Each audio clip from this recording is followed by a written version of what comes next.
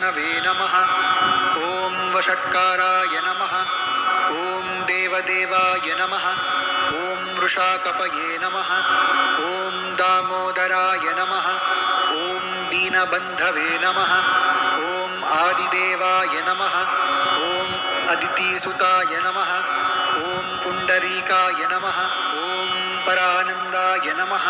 ॐ परमात्मने नमः। ॐ परात्पराय नमः। ॐ परशुधारिणे नमः। ॐ विश्वात्मने नमः। ॐ कृष्णाय नमः। ॐ कलिमलापहाय नमः। ॐ कौस्तुभोद्भासितोरस्काय नमः। ॐ नराय नमः। ॐ नारायणाय नमः। ॐ हरये नमः।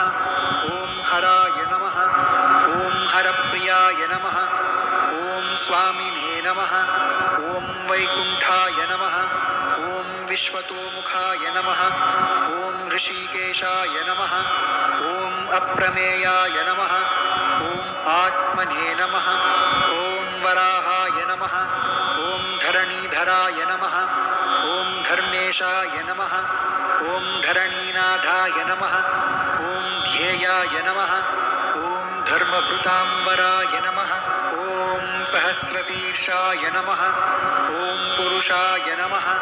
ॐ सहस्राक्षाय नमः। ॐ सहस्रपादिने नमः। ॐ सर्वगाय नमः। ॐ सर्वविदे नमः। ॐ सर्वाय नमः। ॐ शरण्याय नमः। ॐ साधुवल्लभाय नमः। ॐ कौसल्यनन्दनाय नमः। ॐ श्रीमते नमः। ॐ राक्षसकुलविनाशकाय नमः। ॐ जगत्कर्त्रे नमः। ॐ जगद्धाराय नमः।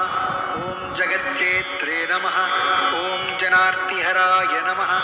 ॐ जानकीवल्लभाय नमः। ॐ देवाय नमः। ॐ जयरूपाय नमः। ॐ जलेश्वराय नमः। ॐ क्षीराब्धिवासिने नमः। ॐ क्षीराब्धितनयावल्लभाय नमः। ॐ शेषशायिने नमः। ॐ पन्नगारिवाहनाय नमः। ॐ विष्टरस्रवसे नमः। ॐ माधवाय नमः। ॐ मधुरानादाय नमः। ॐ मुकुन्दाय नमः। ॐ मोहनाशनाय नमः। ॐ दैत्यारये नमः। ॐ पुण्डरीकाक्षाय नमः। ॐ अच्युताय नमः। ॐ मधुसूदनाय नमः। ॐ सोमसूर्याग्निनयनाय नमः। ॐ नृसिंहाय नमः। ॐ भक्तवत्सलाय नमः। ॐ नित्याय नमः। ॐ निरामयाय नमः। ॐ शुद्धाय नमः। ॐ नरदेवाय नमः। ॐ जगत्प्रभवे नमः। ॐ हयग्रीवाय नमः। ॐ जितरिपवे नमः। ॐ उपेन्द्राय नमः। ॐ रुक्मिणीपतये नमः।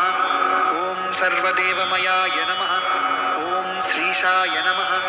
ॐ सर्वाधाराय नमः। ॐ सनातनाय नमः। ॐ सौम्याय नमः। ॐ सौम्यप्रदाय नमः। ॐ स्रष्ट्रे नमः। ॐ विश्वक्सेनाय नमः। ॐ जनार्दनाय नमः। ॐ यशोदतनयाय नमः। ॐ योगिने नमः। ॐ योगशास्त्रपरायणाय नमः। ॐ रुद्रात्मकाय नमः। ॐ रुद्रमूर्तये नमः।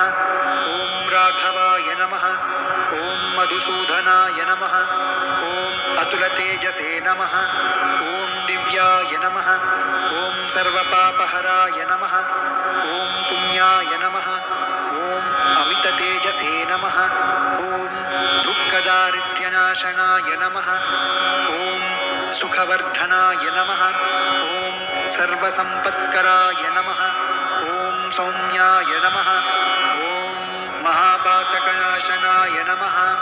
ॐ विपन्नाशनरूपाय नमः। ॐ मङ्गलप्रदाय नमः। इति श्रीविष्णवष्टोत्तरशतनामावलिः।